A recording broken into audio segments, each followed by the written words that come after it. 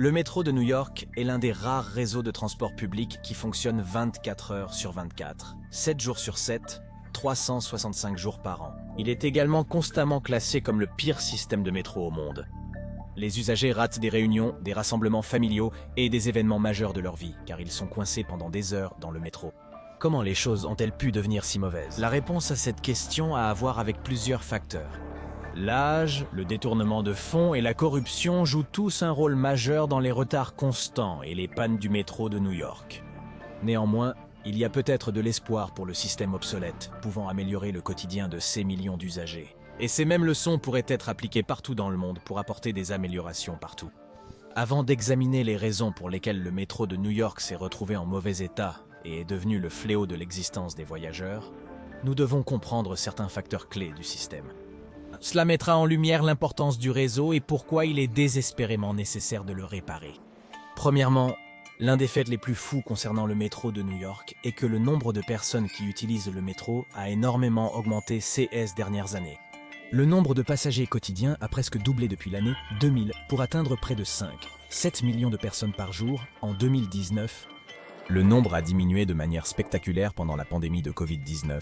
Mais le nombre de passagers par an a recommencé à augmenter et est maintenant d'environ 4 millions de personnes par jour. Et avec plus de passagers, viennent plus de retards et de problèmes. En fait, environ 40% de tous les retards sont dus à la surpopulation et seulement environ 65% des trains atteignent leur destination à l'heure en semaine. Ce n'est pas bon. En fait, c'est le pire bilan de tout système de métro dans le monde. Surtout lorsque vous considérez que New York n'a en réalité que le 8e plus grand système de métro au monde en fonction de la longueur des voies.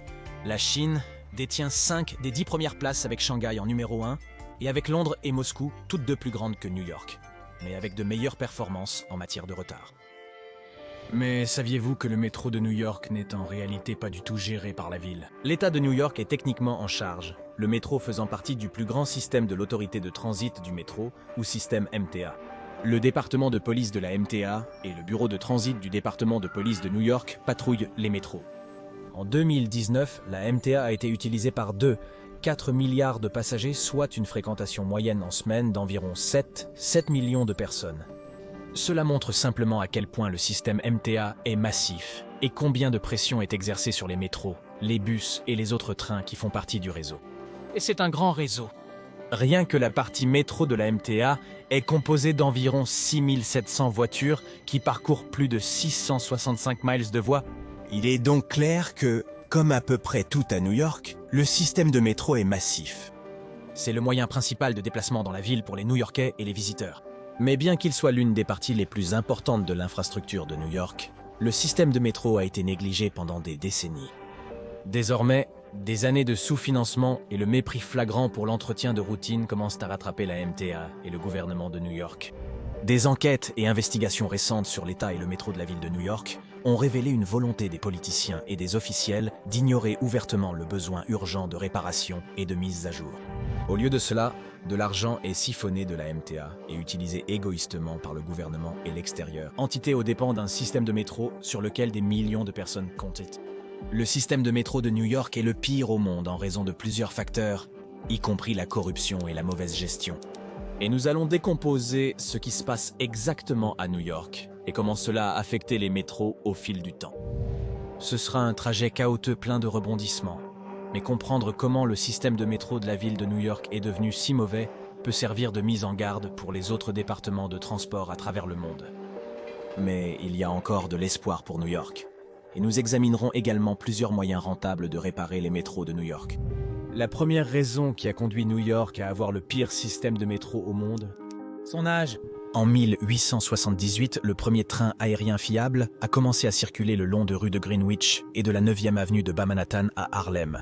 Cependant, ce n'est que le 27 octobre 1904 que le fonctionnement du premier New York City métro a commencé. Aussi incroyable que cela puisse paraître, le système de métro de New York a presque 120 ans et certaines des anciennes technologies et voies datant de ses débuts sont toujours en usage aujourd'hui.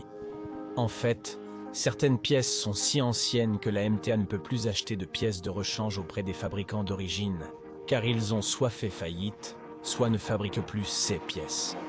Par conséquent, dans certaines situations, la MTA fait fabriquer des composants spécialement pour rénover ses voies et ses trains les plus anciens. Les voitures de train, comme celles qui circulent sur la ligne C, sont des Breitliners des années 1960. Ce qui signifie que les cadres, les châssis et les roues ont environ 60 ans. Pour mettre cela en perspective, ces voitures de train étaient utilisées 3 décennies avant l'invention du premier smartphone.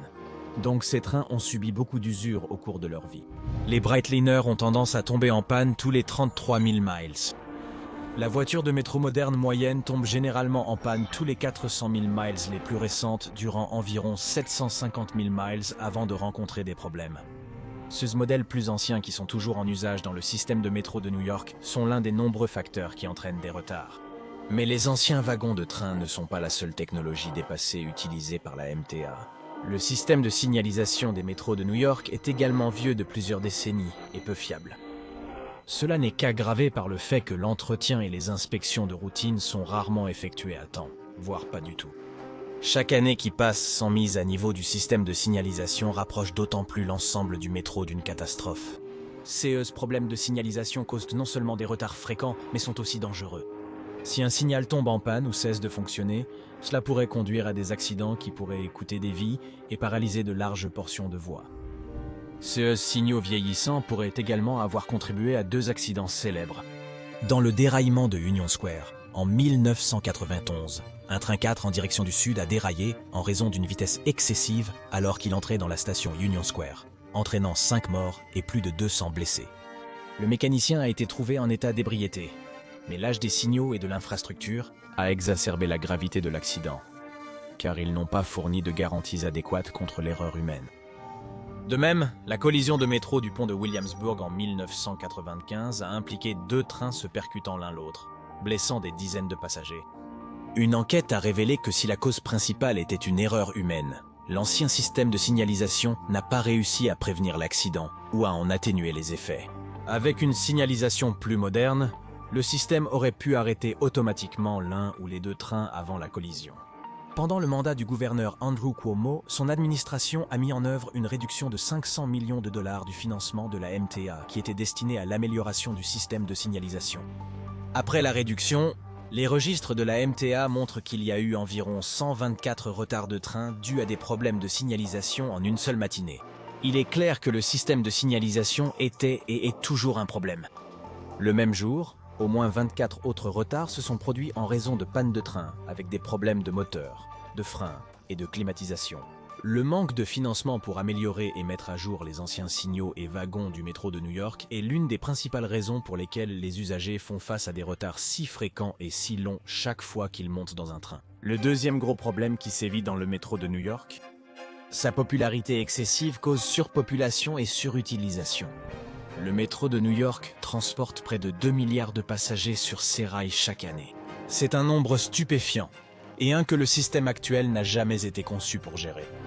Actuellement, le facteur unique qui cause le plus de retard, selon la MTA, est la surpopulation, avec le nombre énorme de personnes essayant de se tasser dans les voitures de métro pendant l'heure de pointe, étant responsable d'environ 37% de tous les retards. Au cours des 4 premiers mois et de 2017, cela s'est traduit par l'échec de 111 000 trains à atteindre leur destination à l'heure. De nombreux politiciens et responsables de la MTA citent le nombre massif de passagers comme la raison pour laquelle il y a tant de retard. Mais c'est plus compliqué que cela. Oui, les millions de passagers chaque jour contribuent au retard pendant les heures de pointe, mais c'est seulement parce que le système de métro a été négligé pendant si longtemps. Et les améliorations nécessaires pour aider à atténuer le nombre croissant de passagers n'ont jamais été mises en œuvre. Nous devrons examiner pourquoi cela s'est produit plus tard, mais il suffit de dire que bien que la surpopulation soit un énorme problème, elle n'avait pas besoin d'avoir un impact aussi négatif sur le système dans son ensemble, si le métro de New York était correctement financé et entretenu. Il y a ensuite le fait que certaines des données que la MTA utilise pour soutenir leur affirmation qu'il y a tout simplement trop de passagers ne correspondent pas. En mars 2015, la MTA a enregistré 153 millions de voyages, avec 19 000 retards causés par la surpopulation. Cependant, 2 ans plus tard, en mars 2017, la MTA a signalé qu'il y avait moins de trajets à environ 151 millions, mais il y avait 30 000 retards dus à la surpopulation. Donc, même quand il y avait moins de gens, il y avait plus de retards.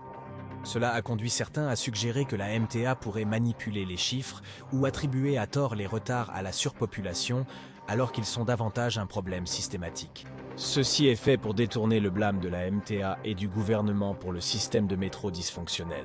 Ce qui nous amène au cœur de la situation quant à pourquoi le système de métro de la ville de New York est le pire au monde. L'inefficacité et le manque de fonds.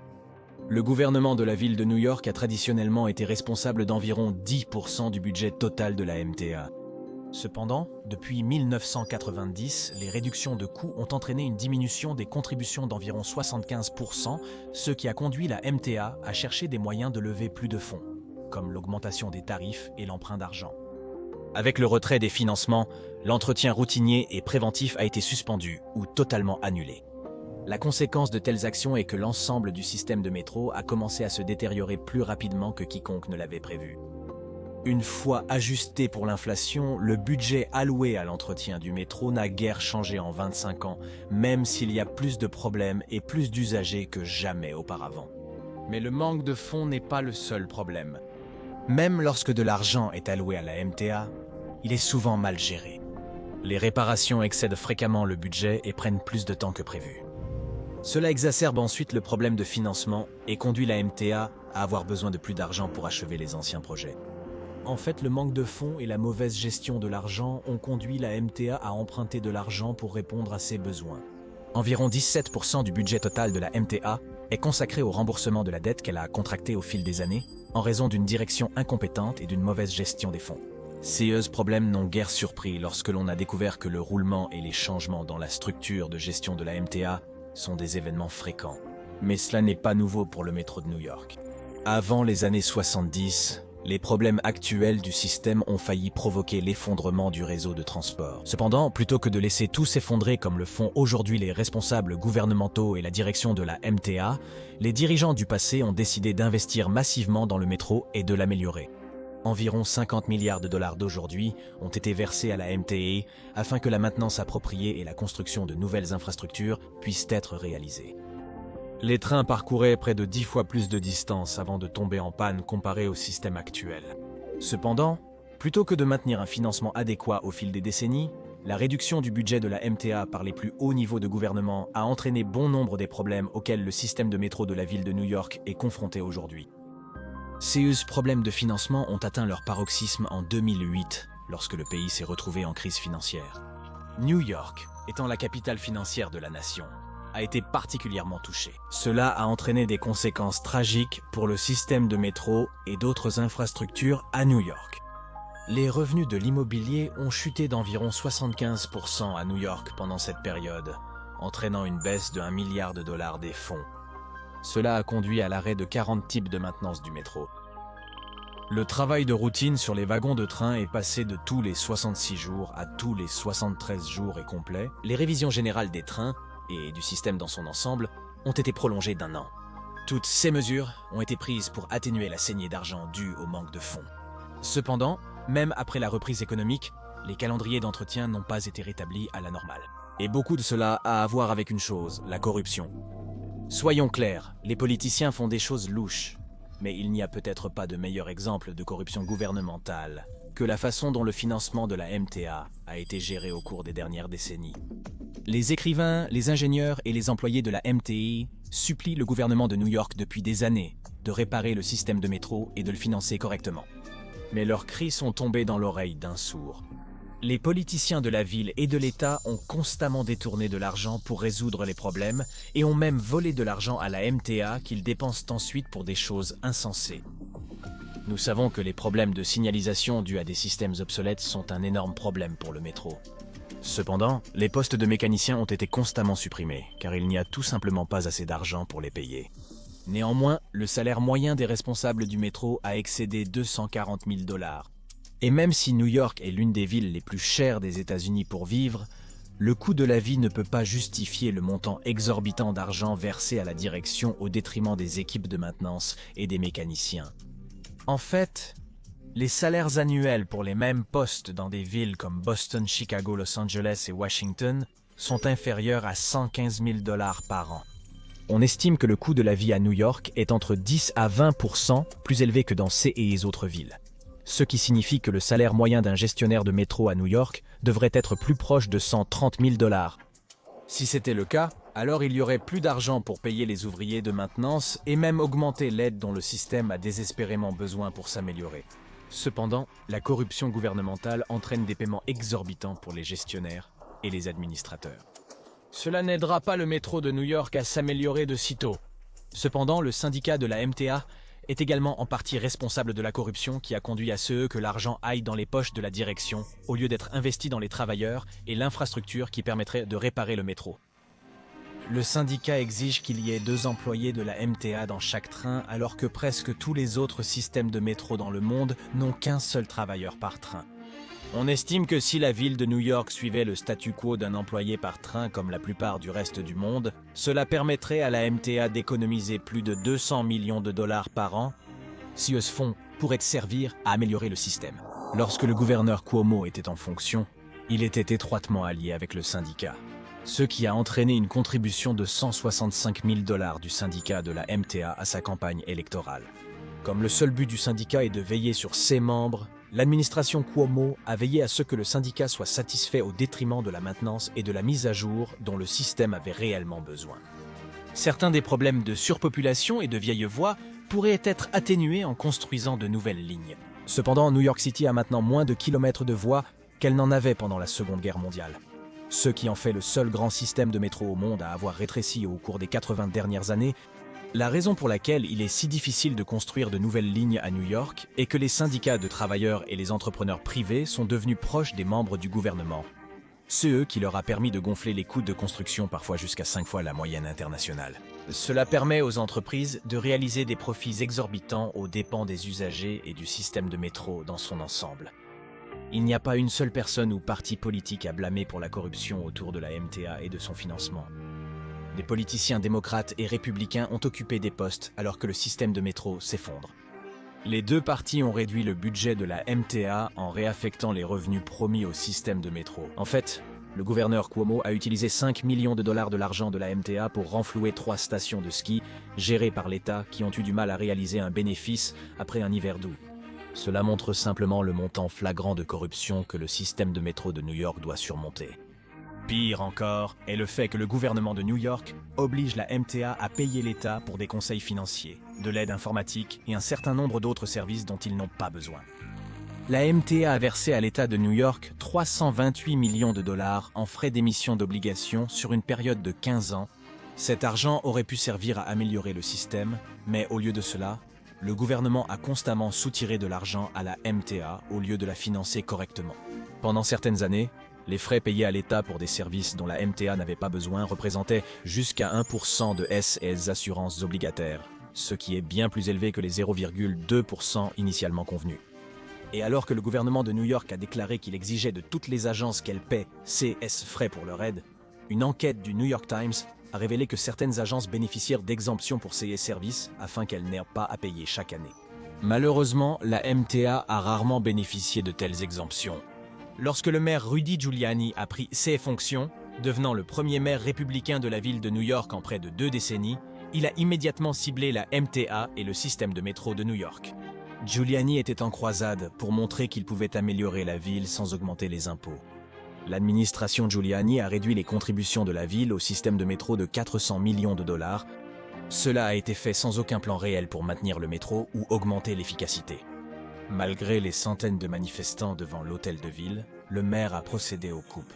Le résultat de toutes ces coupes et pratiques corrompues a conduit la MTA à se débrouiller seule par des augmentations de tarifs juste pour joindre les 2 bouts. Une grande partie du budget du métro provenait autrefois du gouvernement. Mais maintenant, 60% du budget de la MTA est obtenu grâce aux tarifs, ce qui a conduit les usagers à payer plus pour utiliser le principal réseau de transport de la ville. Le tarif actuel pour un trajet est de 2,90 $, ce qui s'accumule lorsque quelqu'un doit prendre le métro tous les jours pour aller et revenir du travail. Il y a aussi le fait que les responsables gouvernementaux veulent souvent utiliser les fonds de la MTA pour embellir les stations plutôt que de résoudre les problèmes majeurs. Par exemple, après l'attaque du 11 septembre sur les centres mondiaux du commerce, la station de rue Fulton a été endommagée. Un influent président de l'Assemblée du nom de Sheldon Argent a lancé une croisade pour construire une nouvelle station de rue Fulton, qui serait surnommé le Grand Central du centre-ville. Le coût de la station devait être de 750 millions de dollars, une somme énorme qui aurait pu être mieux dépensée pour améliorer le fonctionnement du métro plutôt que de créer une nouvelle station brillante. Oui, rue Fulton nécessitait des réparations, mais elles auraient pu coûter moins cher. Lorsque la station n'était pas encore terminée en 2008 et que le coût du projet a dépassé le budget initial, la MTA a proposé que la station soit terminée sans certaines des fonctionnalités plus extravagantes. Silver a alors menacé de bloquer le financement de la MTA si la station de rue Fulton n'était pas finalisée selon ses critères. Effrayés, les responsables de la MTA ont accepté de construire la station de métro selon les plans originaux, malgré le dépassement important du budget. En 2015, Sheldon Argent a démissionné de son poste de président après avoir été accusé de corruption. La station de rue Fulton a coûté 1,4 milliard de dollars à sa finition. Cela n'a rien fait pour améliorer le système de métro de New York. Bien que la corruption, l'incompétence, la surpopulation et l'âge aient tous joué un rôle dans la détérioration du système de métro de New York, il peut y avoir des moyens de réparer le système et de le rendre plus fiable. La première grande étape vers un système de métro de New York amélioré est que la MTA et le gouvernement doivent être plus transparents avec leurs données. Au lieu de fausser les chiffres pour déplacer le blâme, la MTA devrait être franche sur ce qui cause les retards de train afin que les ingénieurs et les urbanistes puissent développer des moyens efficaces pour résoudre les problèmes. Cependant, si de mauvaises données sont présentées, alors la racine des problèmes peut être négligée. Par exemple, en 2009 et 2010, la MTA a enregistré 530 000 retards, ce qui représentait environ 80% du total, comme étant dû à un complément de programme. Cette catégorie était sans signification car il n'y avait pas de définition claire de ce que signifiait un complément de programme, à part qu'il avait quelque chose à voir avec la maintenance ou les changements de planning. Si la MTA avait plutôt créé des catégories claires et avait été honnête sur ce qui causait les retards, alors peut-être que les problèmes auraient pu être résolus. C'est pourquoi la transparence est si importante. Il est nécessaire de collecter de bonnes données afin que des décisions éclairées puissent être prises pour améliorer le système. La deuxième grande amélioration peut sembler folle, mais supportez-moi. C'est de fermer le métro. Comme mentionné précédemment, le métro de New York est l'un des seuls au monde à fonctionner 24 heures sur 24. Cela signifie qu'il y a très peu de temps pour l'entretien prévu. Il a également été constaté que la réalisation de l'entretien et des contrôles de service, lorsque les trains sont en marche, n'est pas rentable. Il serait beaucoup moins cher de fermer le système de métro afin que les mécaniciens et les ingénieurs puissent accomplir leurs tâches efficacement sans avoir à interrompre ce qu'ils font pour laisser passer un train. Le fait qu'il y ait toujours des trains en circulation signifie que les réparations et l'entretien prennent beaucoup plus de temps à terminer que dans n'importe quel autre système de métro. Si la ville de New York fermait ses métros pendant plusieurs heures chaque nuit pour l'entretien, cela permettrait aux travailleurs d'accomplir régulièrement leurs tâches sans perturber le service régulier. Le métro de Shanghai compte plus de 2 fois plus de passagers que New York et ils ferment leur système tous les soirs à 23 heures. Pendant le temps où le métro ne fonctionne pas, les gens peuvent prendre des bus de nuit spécialement dédiés qui rencontrent un trafic minimal et s'arrêtent aux mêmes endroits que le métro. Cela s'est avéré beaucoup plus efficace et a permis à Shanghai de maintenir ses métros en état de marche. Si New York fermait son système de métro chaque nuit, même s'il s'agissait de minuit à 5 heures du matin, une énorme quantité de travail pourrait être accomplie. La MTA possède une grande flotte de bus, utilisables pour le transport des passagers aux premières heures du matin, quand il y a moins de circulation. Cela permettrait aux mécaniciens du métro de travailler de manière continue et sans entrave pendant plusieurs heures chaque jour. De nombreux problèmes surviennent lors de la maintenance des trains en marche. Cela entraîne des retards inutiles car les trains doivent ralentir à une allure de tortue chaque fois qu'ils approchent d'une partie des voies sur laquelle on travaille. De plus, il y a toujours le risque que quelqu'un puisse se blesser si le conducteur ou les travailleurs ne font pas attention. Fermer le métro chaque nuit pour l'entretien réduit ces risques à zéro et serait beaucoup plus efficace pour tout le monde. Fermer le métro pour des travaux programmés chaque nuit permettrait également d'économiser de l'argent pour la MTA et le gouvernement de New York. Le transit de la ville de New York dépense environ 9 milliards de dollars par an en entretien des voies, ce qui est environ 4 fois plus que tous les autres systèmes ferroviaires aux États-Unis. C'est parce que la MTA doit payer des signaleurs pour surveiller les trains qui arrivent pendant que les équipes de réparation travaillent. Travailler pendant que le service de métro est en cours entraîne également des retards pour les trains et le projet de construction, ce qui fait perdre encore plus d'argent au système. On pourrait observer des améliorations similaires en diminuant l'interconnexion. L'interconnexion est lorsque plusieurs lignes de train convergent et suivent la même voie. Cela se produit avec presque tous les trains à New York lorsqu'ils entrent à Manhattan. Il ne devrait pas être surprenant que lorsque plusieurs lignes convergent, cela peut entraîner des congestions et des retards. Cela se produit quotidiennement à New York. Aussi, dans le cas où un train tombe en panne sur l'une des interlignes, tous les trains qui utilisent cette section de la voie sont retardés. Par conséquent, une solution à ce problème est de construire plus de voies qui courent en parallèle les unes aux autres, mais qui obligent différentes lignes à se croiser sur le même rail. Cela réduirait considérablement le nombre de retards causés par les incendies de voies et les pannes de train. Le coût initial de construction d'une voie dédiée pour chaque ligne serait élevé. Cependant, les avantages en vaudraient la peine pour les usagers. Les trains fonctionneraient plus efficacement et réduiraient l'usure que les lignes principales subissent actuellement. C'est là où plusieurs lignes convergent que les voies nécessitent le plus d'entretien, car ce sont ces endroits qui voient le trafic le plus lourd. Une autre amélioration qui semble petite et insignifiante mais qui aurait un impact massif sur le métro serait l'installation de barrières de quai. De nombreux systèmes de métro les plus efficaces à travers le monde construisent des barrières en plexiglas entre les voies et les quais dans leurs stations. Ces barrières aident à réduire les chances qu'un passager aille sur les voies et réduisent également la quantité d'objets et de débris qui tombent sur les rails. Aucune des stations de métro de New York n'a ces barrières, et les résultats parlent d'eux-mêmes. Les retards dans le système sont en partie dus aux personnes sur les voies et aux incendies de rails. On estime qu'il y a près de 1000 incidents par an de passagers qui tombent ou grimpent sur les voies. En plus de cela, il y a plus de 700 incendies de voies chaque année causés par des déchets sur les rails. Il a été démontré que les barrières sur les quais de métro réduisent considérablement ces deux types d'incidents.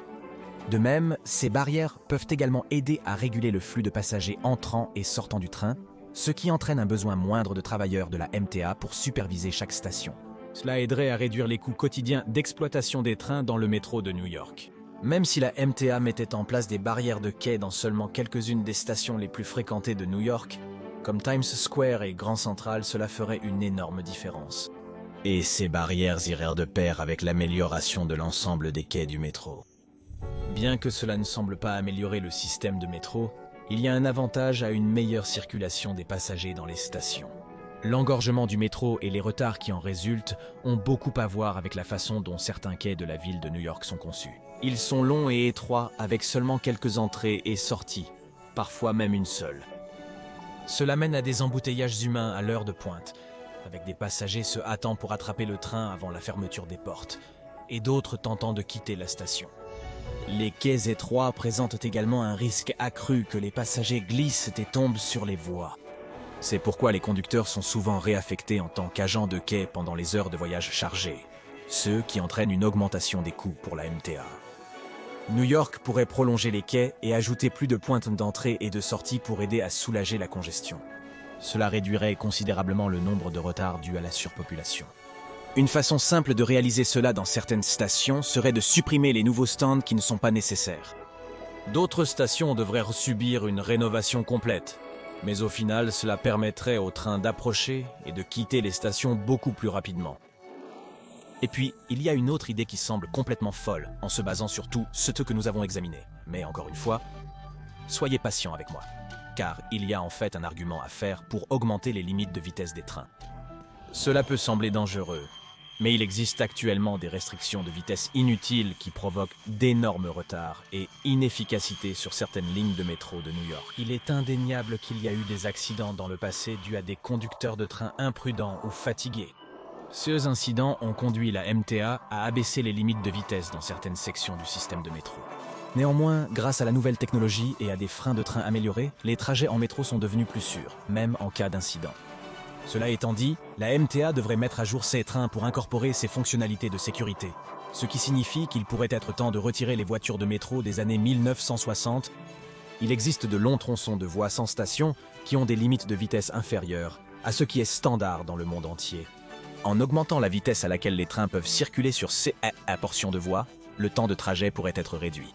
Cela aiderait à réduire la congestion et les retards, ce qui à son tour réduirait les coûts.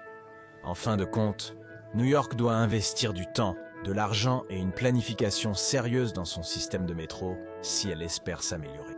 Pendant des décennies, le métro de New York a souffert de la négligence de politiciens avides, de syndicats à courte vue et de fonctionnaires corrompus. Cependant, il n'est pas trop tard. En mettant en œuvre des changements et en fournissant à la MTA les fonds dont elle a besoin, New York pourrait avoir l'un des meilleurs métros du monde. Mais le gouvernement doit vouloir ce changement. Les New-Yorkais souffrent quotidiennement, leurs préoccupations étant ignorées. La seule façon dont le système de métro de New York s'améliorera est s'il y a un changement fondamental dans la façon dont l'entretien de routine est effectué et la technologie mise à jour est mise en œuvre. Ce sera une énorme entreprise pour améliorer les nombreux problèmes des métros de New York, mais c'est possible.